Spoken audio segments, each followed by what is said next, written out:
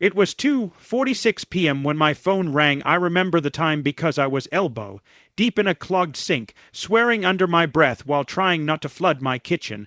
When I saw my sister-in-law's name flash across the screen, I almost didn't pick up. We weren't close, not since my brother passed, but something in my gut said answer. "Hey, Leela," I said, wiping my hands on a towel. She didn't respond at first, just breathing, sharp, uneven, like someone who had run full bead through a nightmare and was still trying to wake up. "I need to talk to you," she finally said. "It's about Ava." My stomach dropped. Ava was my brother Mark's daughter, just turned 3. He died 6 months ago in a motorcycle accident that none of us saw coming. One second he was texting me about buying tickets to a game, and the next I was identifying his body in a hospital morgue. "What's going on?" I asked. There was a pause. "I can't do it anymore," she whispered. "Do what?" "I need you to take her." My heart stopped. "Take Ava? What the hell are you talking about?" Her voice cracked. "I thought I could do this, Logan. I thought I could be a single mom, but I'm drowning every day. I wake up and it's like I'm underwater and Ava's just screaming. I don't know how to help her. I don't know how to help myself." I walked to the window, staring out at the street like it would give me answers. "Leela, you're grieving. She's grieving. That's not a reason to give up on your kid. She's not my kid," she said, and then the line went quiet. I stood frozen, the kind of frozen that makes your skin itch, like your body knows it needs to move but can't. "What did you say?" "She's not mine," Leela repeated. "Not biologically, I told you. Mark had her with that woman before we got together. I adopted her after the wedding, but it's not the same. I can't do it anymore." I leaned against the wall, suddenly light-headed. I knew Ava wasn't Leela's biologically, but I didn't realize she felt this way. Not once in the years they'd been together. Leela had always presented herself as Ava's mom playdates, daycare pickups, Facebook posts with matching outfits, and my girl captions. And now, just like that, she was tapping out. "You're telling me you want to abandon her?" I said, my voice rising. "She deserves better than me," she said, like that made it noble. "She needs someone who actually wants her." I wanted to scream. Instead, I just said, "So you're calling to dump her on me?" "I'm calling because you're her uncle," Leela snapped. "Her only family now. She loves you and I'm barely keeping it together. I drink myself to sleep, Logan. Some nights I forget to lock the door. What if something happens to her? What if I forget she's in the tub?" My throat went dry. "Please," she whispered, "just for a few months, until I get better." I didn't say yes. I didn't say no either. After I hung up, I sat on the floor with my head in my hands for a long time. I couldn't stop thinking about Mark. About the promises I made at his funeral. About the night he first told me he was going to be a dad, his voice cracking from equal parts fear and awe. And then about Ava, tiny, blue-eyed, impossibly curious Ava, who called me Unkalo, and once tried to feed me Play-Doh. Could I take her? I didn't have a wife. I didn't have kids. I worked long hours running a plumbing business and lived in a 2-bedroom apartment above an old Italian bakery that always smelled like garlic and regret. I wasn't father material, but the next morning Ava was on my doorstep, literally, wrapped in a pink jacket, clutching a stuffed bunny and a glittery backpack with half the zipper broken. Leela wasn't there. Just a note taped to the handle of the bag. "I can't do this. I'm sorry." That was it. No goodbye. No explanation. Just Ava, standing in the hallway, sucking her thumb with wide, confused eyes like she knew something was wrong, but couldn't figure out what. And that's how it started. I didn't reply to her text, not because I was still angry, well, maybe a little, but mostly because I'd finally found peace in the silence. For once, I wasn't bending over backwards to keep the peace. For once, I wasn't letting guilt or obligation pull me back into a dynamic where I was only ever appreciated when my wall, it was open. She wanted to meet for coffee. She should have thought of that before cutting me out like I was an embarrassment. A few days went by. I stayed busy at the shop. We had a big project in some high-end restoration job for a vintage Ferrari, and I was deep into the work, grime under my nails, grease on my shirt, and the kind of satisfaction that only comes from using your hands to bring something back to life.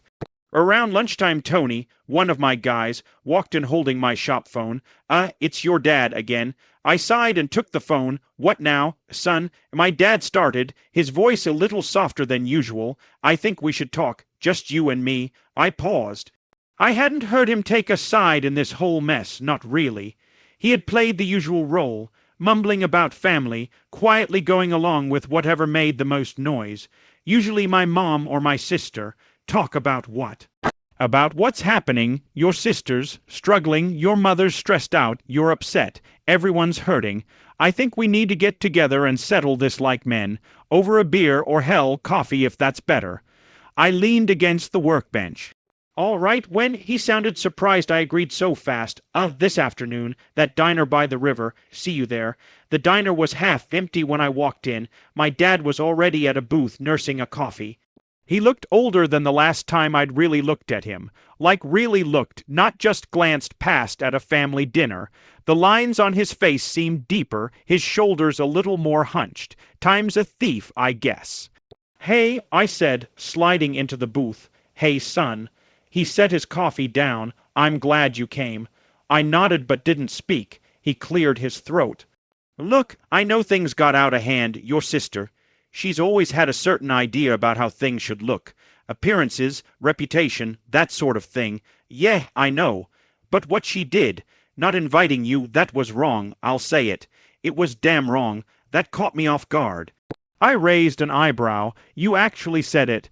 Doesn't mean I didn't screw up too. He admitted I should have stood up for you. Should have told her from the start, he's family. He paid for this damn thing. He's going. But I didn't. I let your mother and your sister run the show again. Silence hung between us for a second.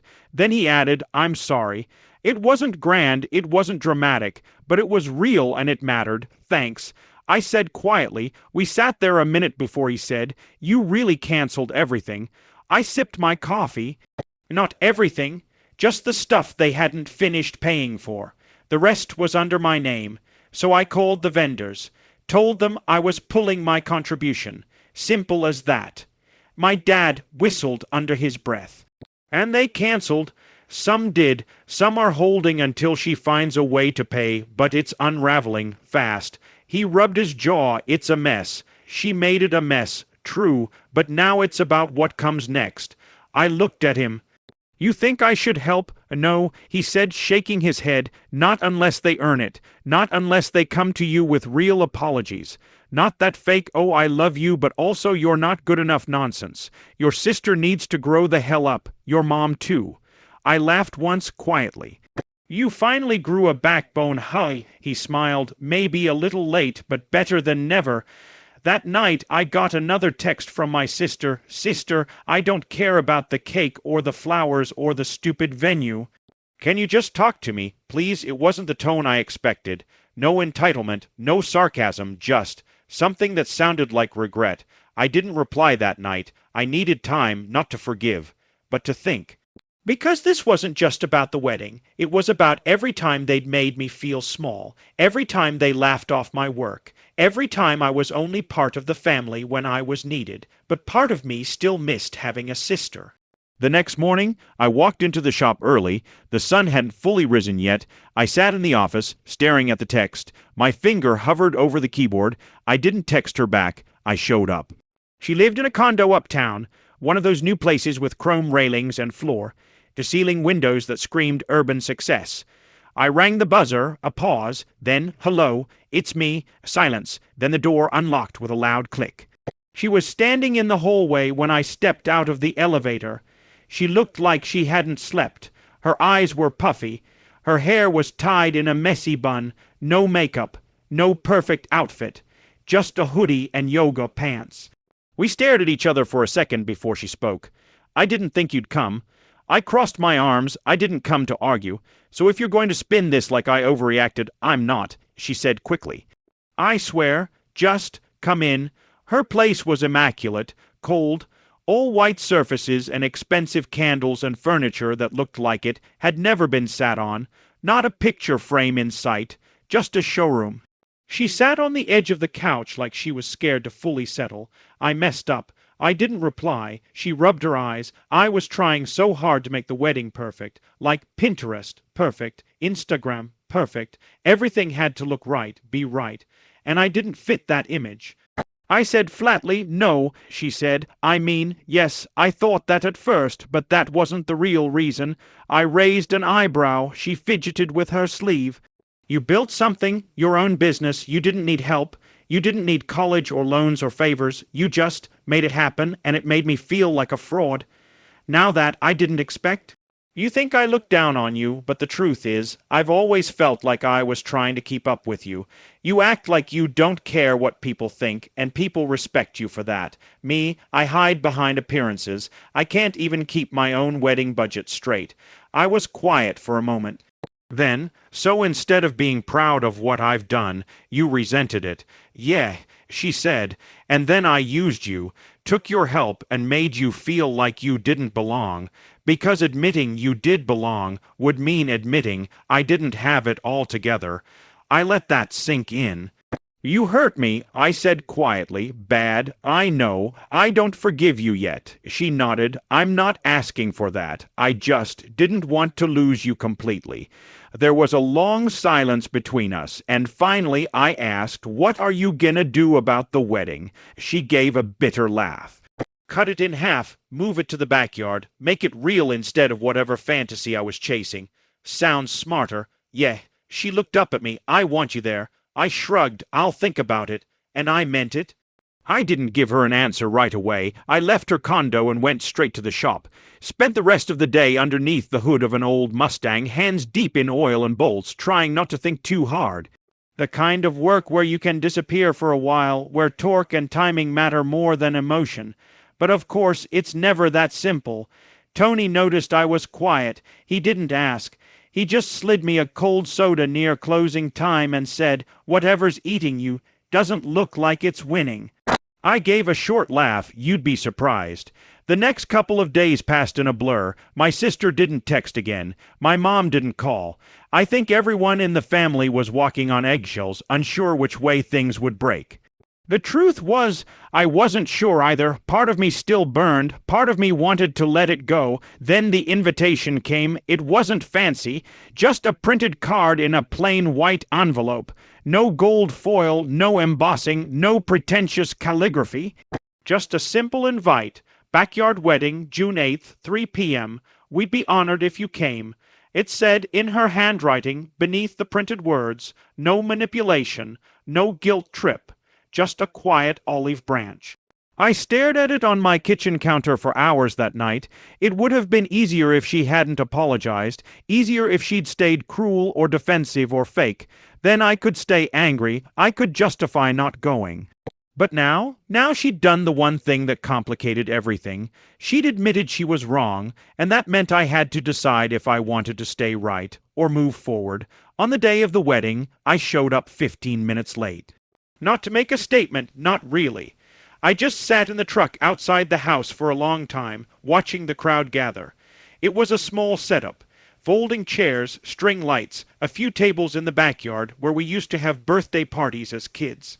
No orchestra, no designer decor, just people, family, and her. When I finally walked through the gate, all eyes turned, a few widened in surprise. I guess some people didn't think I'd come at all. She saw me. And I saw the tears come to her eyes right away. She broke from the little group she was talking to and came over, dress bunched slightly at the bottom, holding it like a kid holding the hem of a blanket. She stopped a few feet in front of me. You came? Yeah. She looked like she might cry, so I said, don't get emotional. It's just a wedding. She laughed. It's not just a wedding. I know. She took a breath. I meant what I said the other day. I'm sorry, and I mean that with everything I've got. I nodded, and I meant it when I said I don't forgive you yet. Her face fell slightly. I continued, but showing up here, that's a start. She nodded slowly, understanding. I'll earn it. You'd better. And just like that, the tension broke. We weren't healed. We weren't best friends, but we weren't broken either. We were something in between. That's more honest, anyway. The ceremony was short, sweet. Her fiancé, now husband, was awkward in a lovable kind of way, fumbling through his vows, making everyone laugh. The rings almost got dropped. The flower girl tripped and took a chair down with her. It was messy, it was imperfect, it was real. At the reception, my dad gave a toast. My mom stayed quiet most of the night, watching me from across the yard like she wasn't sure if I was going to flip a table. I didn't. I kept it low-key, talked to a few cousins, ate some dry chicken, watched the dancing from a safe distance. Then my sister came over with 2 plates of cake. "I owe you this," she said, offering one. I took it, "This the famous lemon, raspberry." She grinned, "Nah, budget version, box mix and love." I took a bite, "Still better than most weddings I've been to." She smiled, sitting beside me on the porch steps. I talked to Mom, she said after a while, told her to lay off the judgments, that if she can't be kind to you, she shouldn't expect you to keep showing up. I raised an eyebrow, and how'd she take that? "About as well as a cat takes a bath," she said with a smirk. But she heard me. Good. We sat in silence for a while, listening to music and laughter in the background. Then she said, "You know, when I was little, I used to brag about you to my friends. Told them my brother could fix anything, that he was going to open a garage and be rich and famous." I chuckled. "Well, 2 out, the 3 ain't bad. You built something, though. That's more than most people ever do." I looked at her. "You're building something, too. Just don't forget who helps you when the foundation's shaky." She nodded. "I won't." Later, as I was leaving her husband, Mark stopped me at the gate. "Hey, man, just wanted to say thanks for coming. She really needed you here." I nodded. "Just treat her right." He grinned. "I plan to, and sorry for all the chaos. You didn't cause it." I said, "But you married into it. Good luck."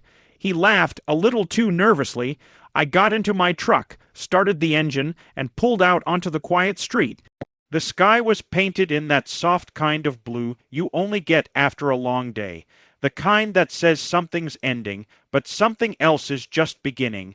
I didn't feel triumphant. I didn't feel bitter. I felt settled. Somewhere between forgiveness and distance, between family and boundaries, there's a place called clarity. That's where I landed.